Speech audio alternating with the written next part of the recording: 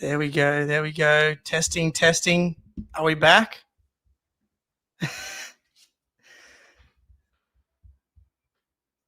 Celtics win. Celtics win. Anybody? Fixed. Whew. Crisis averted. We're back. All right. All right. All right. All right. All right. All right. Celtics. This is what happens when it's just me. There's no one here to test it in the produce. I didn't even have the microphone plugged in, guys. Shout out Bill Simmons. That's my boy. Celtics win 129-138. I do hate the Magic now, but it doesn't quite hit the same. It's nice to beat them. It doesn't quite hit the same when they don't have Paolo, Suggs, Wendell Carter, Goga Patadze. So it's not. Who else? Who I feel like I'm missing someone else as well. But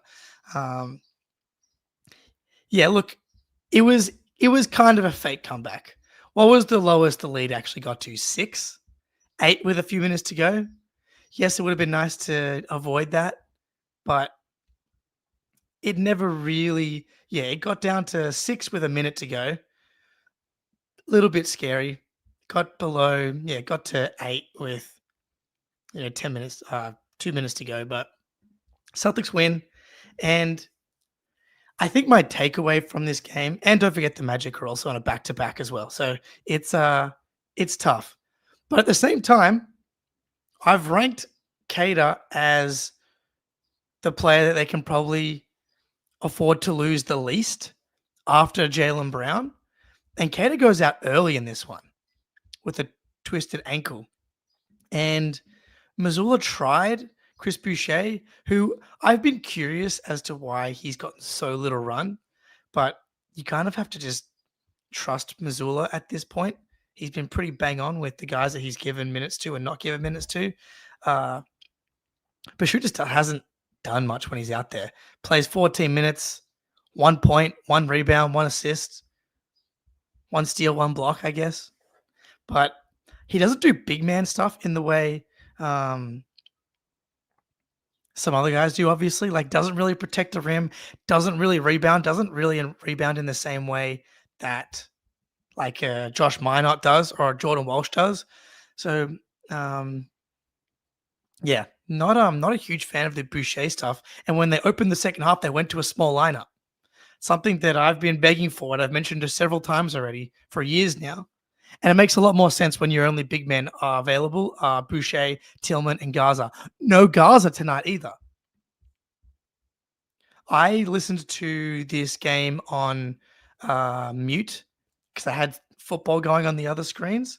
So I didn't catch anything. If there was at least I watched the first half on mute. If there was a Gaza update, but on the box score, all I see is DMP. And hard to argue with that after last game. But good to see a few guys really man, Jaylen Brown's just putting up serious field goal numbers. 26 field goal attempts, 35 points. Like relatively but solid efficiency. Great efficiency. You'll take that every day of the week from Jaylen. 4 boards, 8 assists, 1 steal. Only 1 turnover to his 8 assists as well. So yeah, it's just such a heavy load for him to carry. A little bit different against this version of the Magic where you're not having to work quite as hard. But yeah, this team cannot take nights off. They blew this game open based on defense, rebounding, turnovers, transition. They were elite in transition tonight. And that's how they have to kind of live a lot of the time because Jaylen Brown's their really only consistent, reliable half-court creator. I thought he was fantastic tonight. Maybe the biggest takeaway, like if you think big picture, was the way they went to Jordan Walsh in the short roll late in this game. 2 incredible passes from Jordan Walsh to Jaylen Brown in the bottom left corner to ice the game. Pretty awesome. And that kind of offensive development, it's not, insane plays. He's not like the fans of other teams aren't going to watch those Jordan Walsh plays and be like, "Wow, they've got a star on their hands there." But what we need is just guys that can play in the gaps and connect the team when you've got the rest of the talented guys out there. Whether it's once you get Tatum back or the current team, you need these guys that can also make plays to release some pressure from Derek, from Pritchard, from Jalen. Have a guy. I've liked Jordan Walsh's ability to put a little bit of pressure on the rim. Yeah, look, I know I like to make fun of Anthony Simons for his plus minus, but single game plus minus, don't want to get too crazy about that one. But he was a negative, got a little bit of foul trouble early. Basically, if you were on the court for that second quarter Celtics gasm, that was when things got really crazy. Was it the third quarter? Second quarter when things went absolutely nuts? Yeah, second quarter. Hugo had that chase down block that was already a foul. Minot, it's good to see him bounce back in a huge way. Like he has been okay lately, but he was a monster tonight.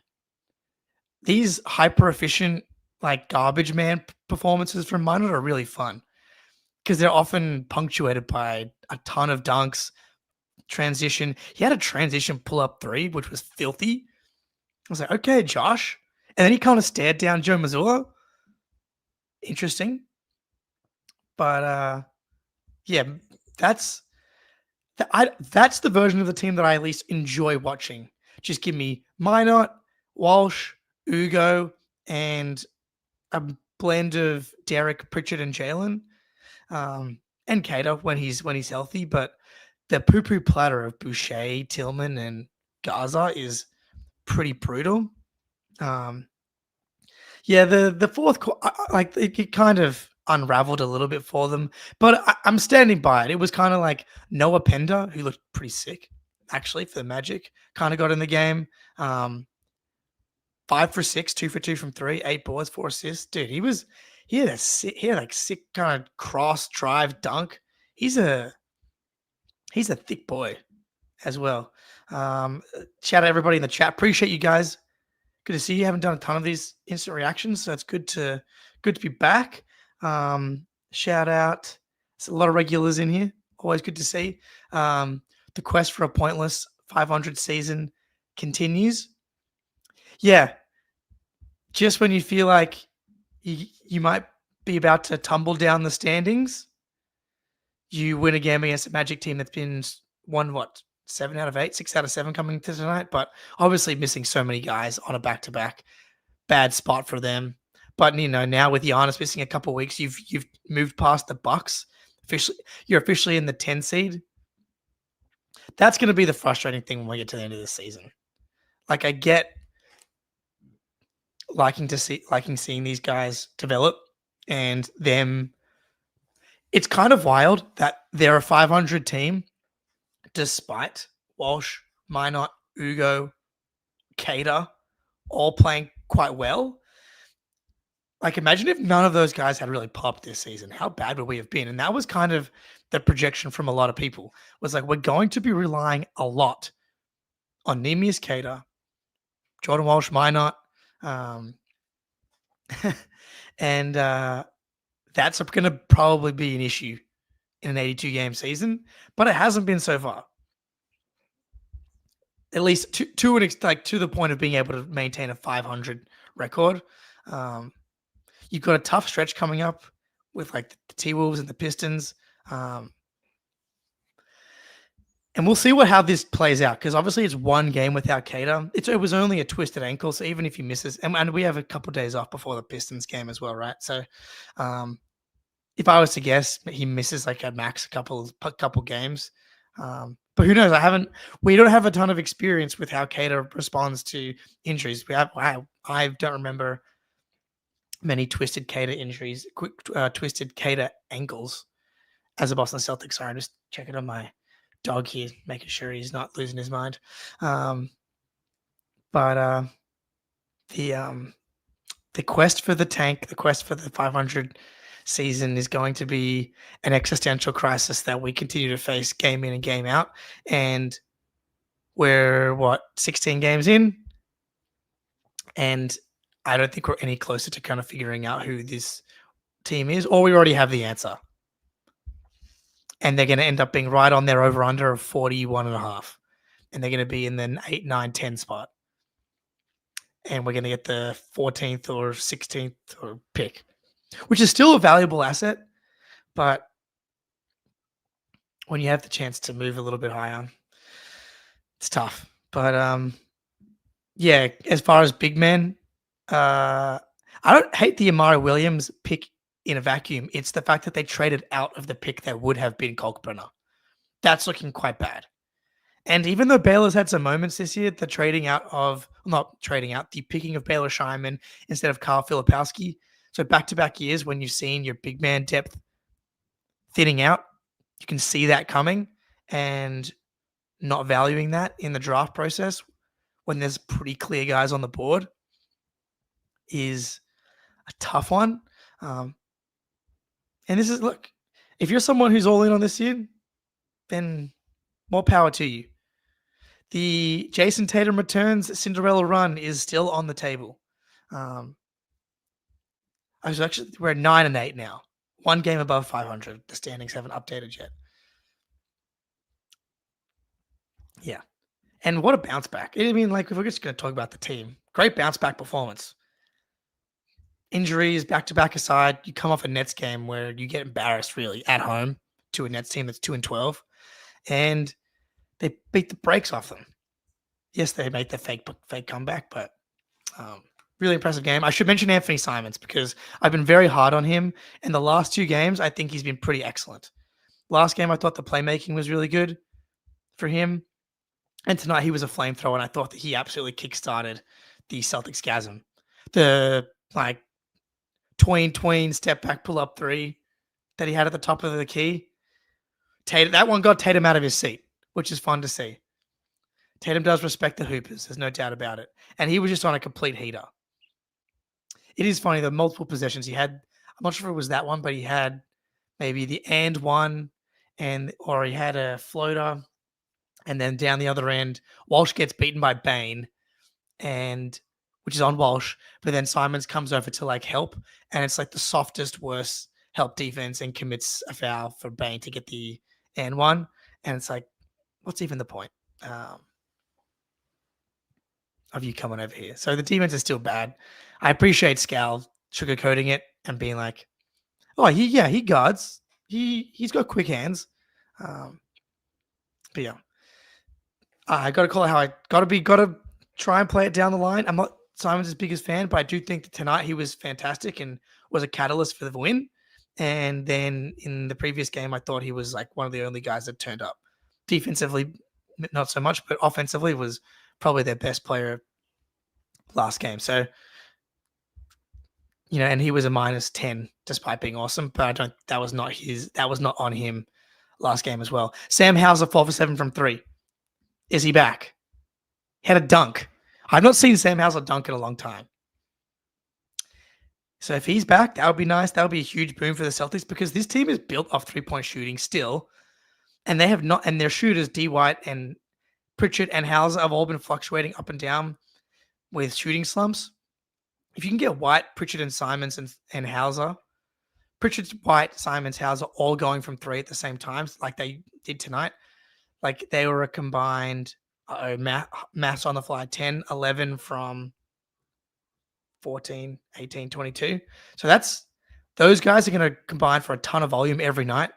And if those guys go on a bit of a hot streak, you end up with a night where you shoot 45% from 3. But it was not purely based off 3-point shooting tonight. Only 33 attempts, very low for the Celtics, 60% from the field overall. They were just killing them in transition, defense, rebounding. Slam Hauser, the howitzer, house money. It was all happening for him tonight. Matthew Souza, I strongly disagree as far as Baylor having a higher ceiling than Sam. Yeah, Baylor's old. I'm not sure that there is a high ceiling for Baylor. I think him being a solid 9th or 10th man would be a huge win for Baylor. I know Hauser's struggled as of late. Hasn't been his best season, but I don't know.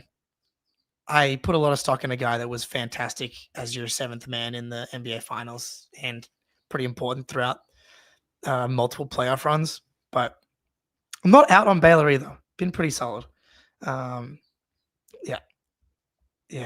I found Icy's burner. Get in the Discord. We're always talking talking smack in there. Yeah, join the Discord, join the Patreon. We'll be back tomorrow night, Australia time, me and Ben, to do a pod, kind of a bit of a zoom out, look at the schedule ahead, see what we like, what we don't like. But yeah, and if you're not in the First to the Floor Discord, you're not aware, or on the Patreon, you're not aware that Mac owes me $500, owes someone else $750 from betting against us in fantasy football. Outrageous bets that he would win the league. And he's already backing out. So I think we're just going to kick him out of everything unless he sends like a very heartfelt apology, calling himself a broke boy, never had any chance of paying back these debts if I lost these bets. But Celtics win 9-8. The mediocrity continues. Till next time, go Celtics.